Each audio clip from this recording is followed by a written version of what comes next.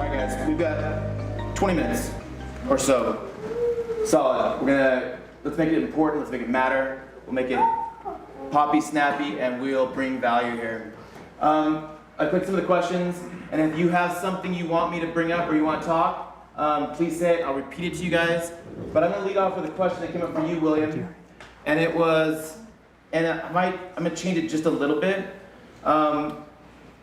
What has been your most meaningful mental challenge with the loss of your legs? And what has been the most meaningful blessing since the loss of your legs? First part again? What has been your most meaningful mental challenge with the loss of your legs? Did you hear that? I think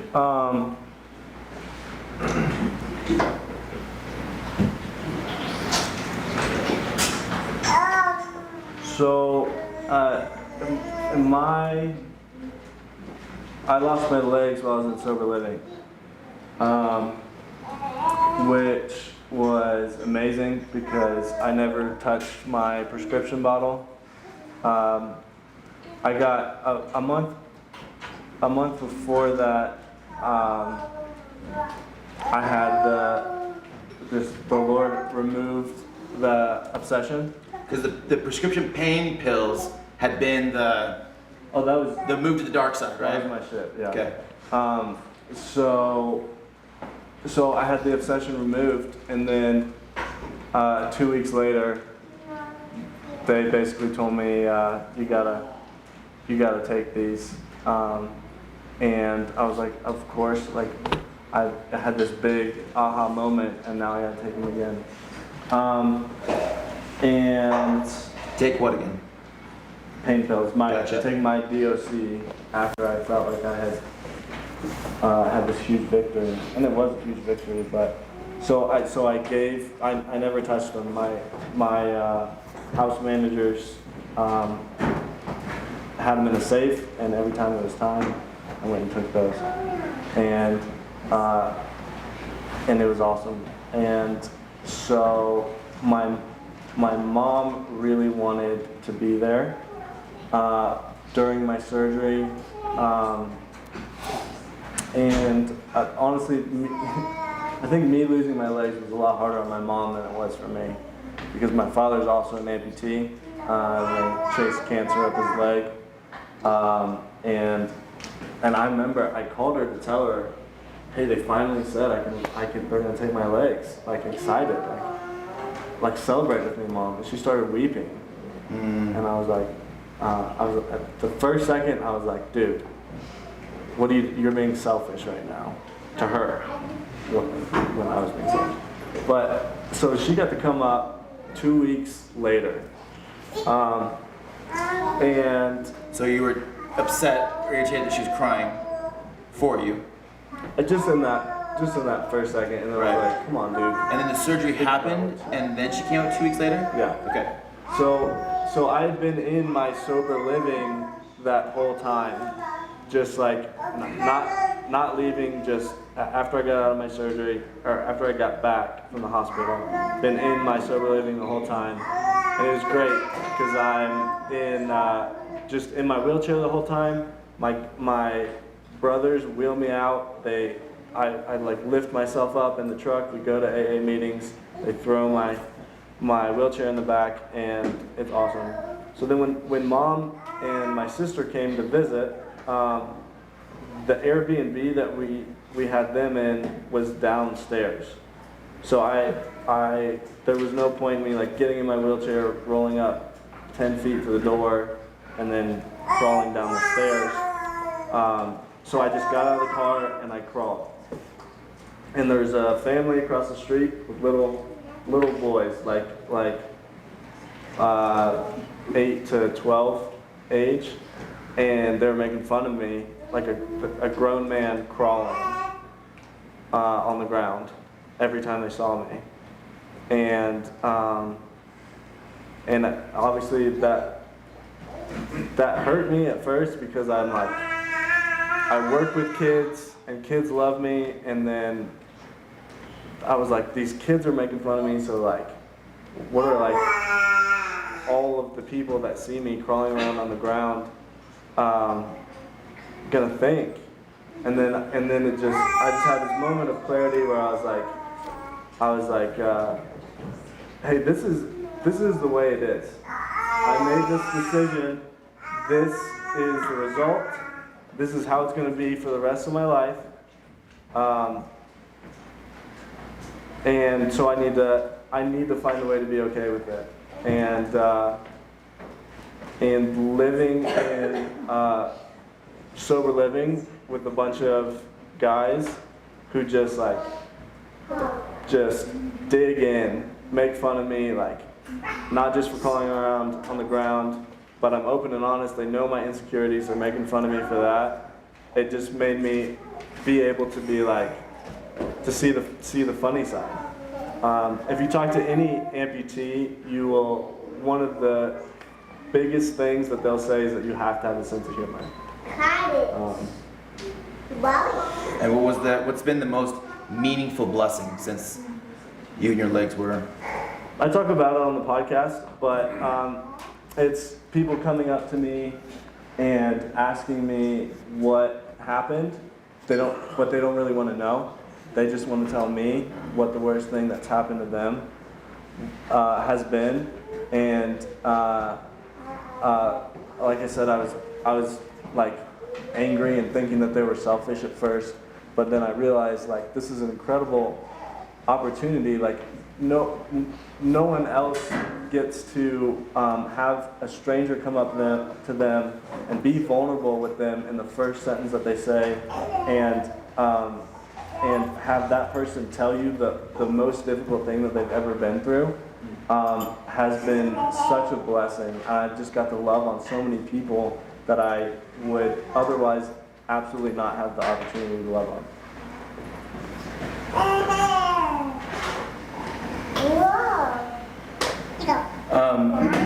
I'm going to change this question just a little bit too. What are great ways for people to engage you about your legs? Ask questions, talk to you. Yeah, just anything, but it's amazing. My mom will testify to this too, but it's amazing how many grown adults will just stare at me, and I think a lot of times they don't realize they're doing it. And I've said this before too. I understand it's the first time probably that most people have seen someone with no legs, but just come up and ask me whatever question you want. But if you stare at me, I will stare deep into your soul until you look away. I will not look away. Go all spiritual gangster on him. All right, I'm going to ask one more question, then Jared's going to ask, get a question from Mike, and Brandon, if you're willing, I'm going to have you ask a question too in a minute, okay? Knowing that running was your passion, what was it like to lose that? And did you want to use even more after that? So bring it, baby.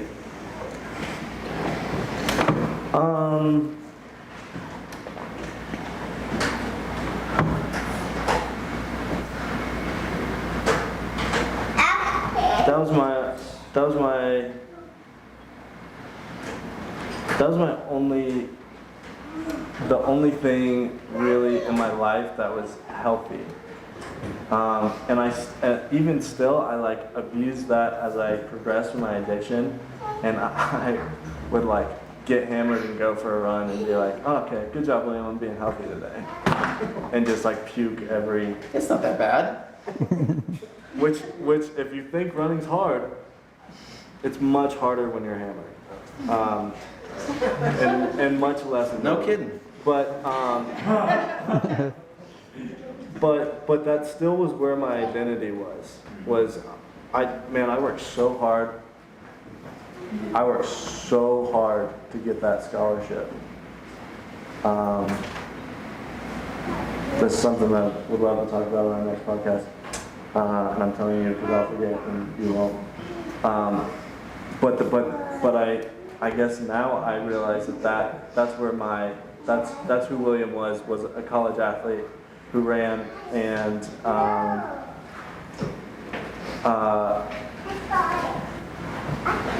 so it was, what it was in reality was a time for me to like reinvent myself, and very long process to become like who God intended for me to be. But at the time, it shattered my whole world, and one of the bigger things that led me to, while I was in the hospital, I didn't want to live anymore. I didn't like have a plan to kill myself or anything like that. I was just like, I don't want to be here. And if killing myself is how I don't be here, then fine. Or if there's some other way, I just don't want to be here anymore in the moment. Okay. So Jared, if you ask a question, and then Brandon, if you're willing, and then after that, I'm gonna ask somebody who knows the other William, the William outside of I'm Recovery. If you guys have some good questions, you can bring up to him. That'd be great. So Mike, first of all, I just want to thank you for your story and your willingness to share about your process of finding health in your life. That's one of the frustrations I run into, is getting people on board with nutrition. It's a difficult thing for a lot of us when we have gut bacteria that screams at us. But the question I really want to go at today is, if you don't mind sharing, after you lost your daughter, how you and your wife kind of picked yourselves back up and kept on living, because I know that's a very difficult thing to do. I can only imagine. I just would love to hear your share on that.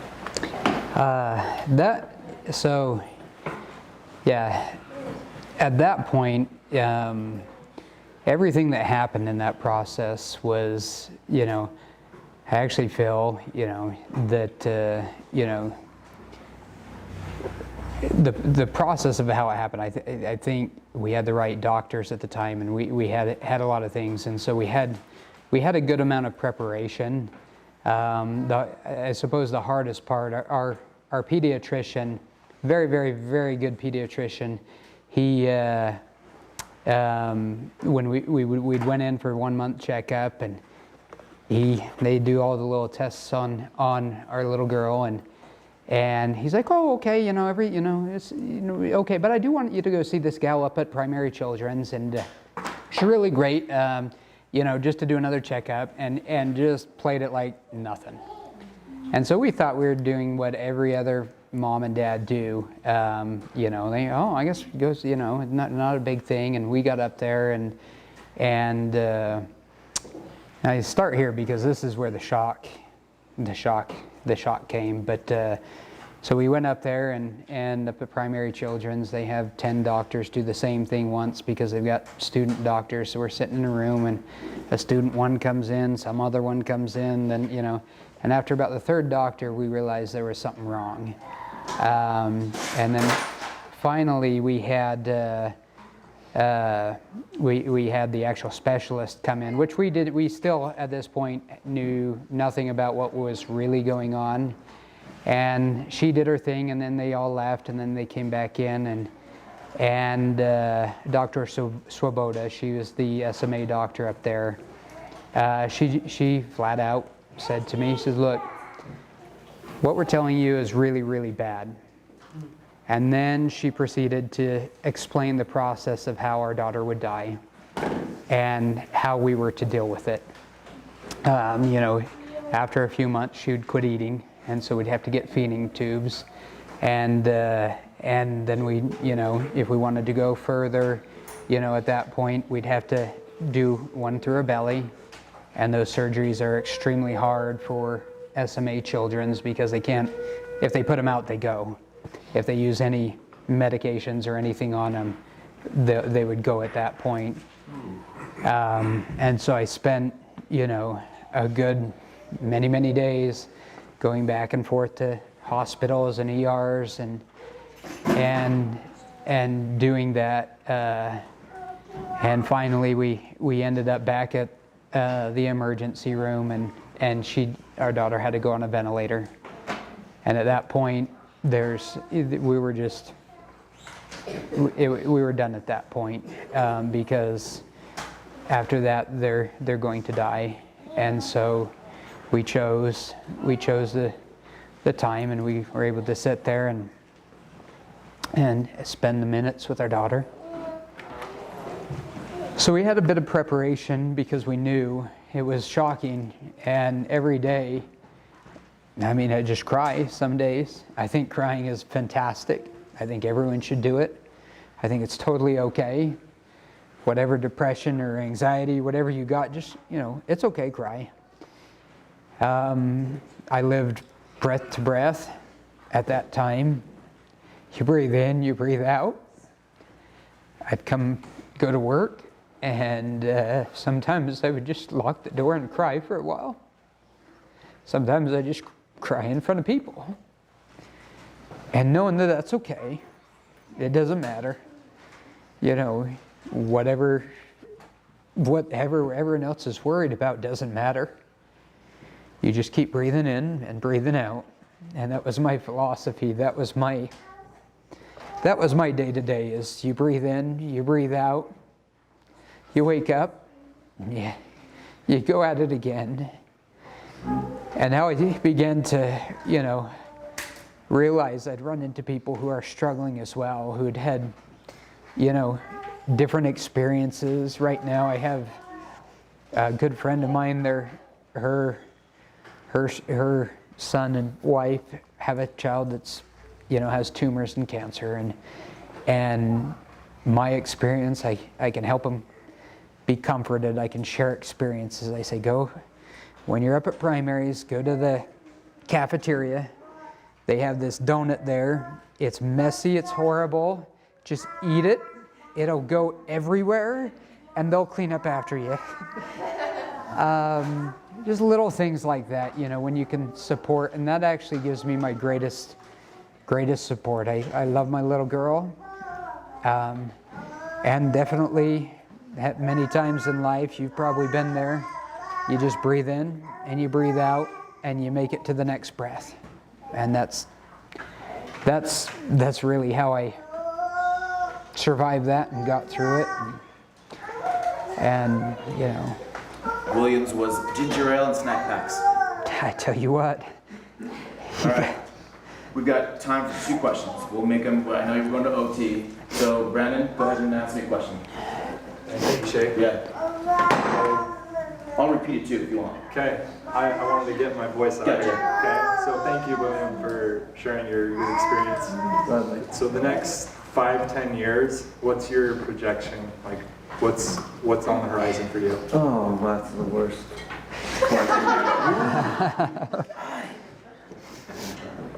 We'll have a talk after. Let's go, financial planner, son. That's my dad's favorite question to ask me too.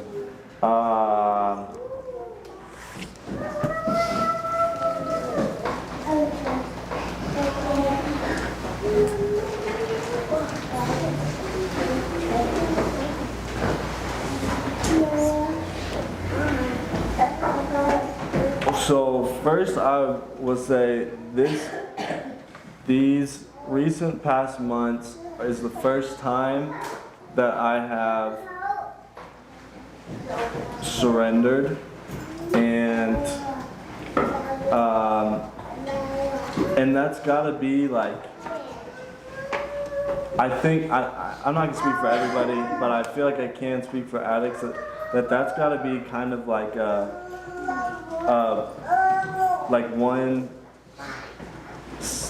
step at a time thing. Like, you go into treatment and you, like, on the outside, surrender everything. You've got somebody telling you when to go to bed, when to eat, when to take a piss.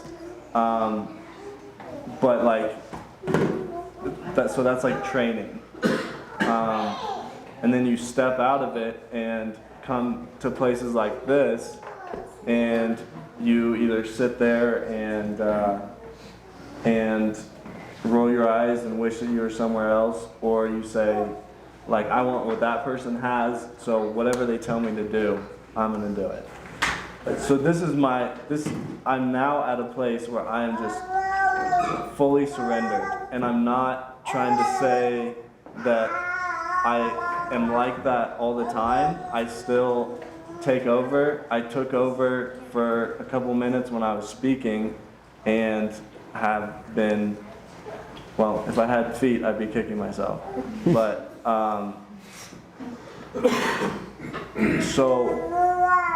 so I wanted to preface this by saying that, so like, what my next 5 to 10 years are gonna be all about is me like honing in surrendering to God and to people that I look up to and who I want to be like and who have a whole lot more knowledge than I do. But what I would love to be doing is continuing to do what I'm doing in the sense of like I'm coming to live with you guys so that I can pour into you. I'm coming to live with you guys so I can share my experience with you and be like, hey dude, I know you want to do this. I did it and it set me back. But I'd love to be doing that on a greater scale. I have a couple of places I'd like to send our podcast and see if I can get invited to some very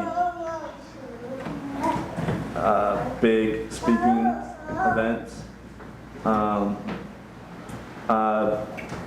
I'm so grateful for, like I said, I did this all to myself, but I'm so grateful for all the consequences, and I just want to share that with as many people as I possibly can.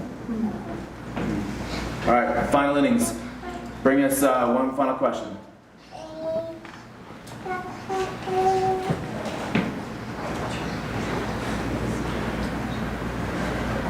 So what kind of people, as we're dealing with people, talking to people, having relationships with people who have previous addictions, what kind of people do we need to be to help the most? So the question was, as we are there to be and serve people who have had addictions and, in the past, right, or experience with that, and maybe even active addiction, but who are the people we need to become to serve, connect, lead, and be there for them, right?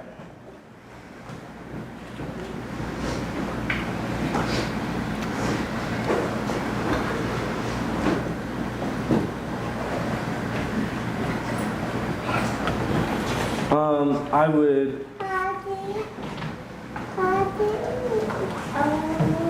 start by,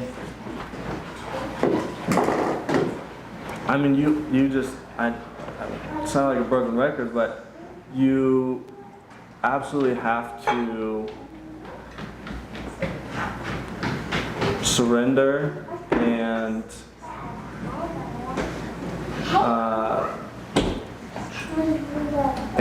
find yourself.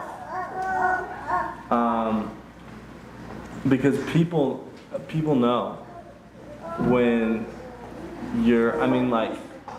coaches are trained to know when you guys are bullshitting us, but also you don't need to be trained to know.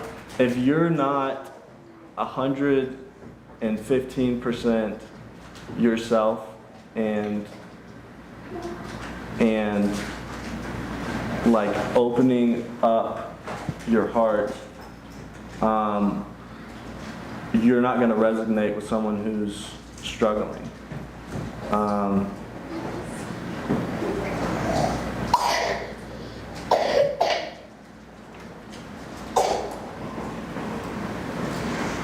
Yeah, there's 2 people in the room who I didn't want to ask me a question, and that's one of them. Thank you, everyone, for being here, seeing it. This is how we bring it home. Everyone who's in here knows what it's like to not be a runner anymore. Everyone knows what it's like to want to kill themselves. You don't want to kill yourself, but now all of a sudden you want to kill yourself? You gotta change. You gotta adapt. It's gotta be different. And this is for you, particularly William, is you're not that person anymore.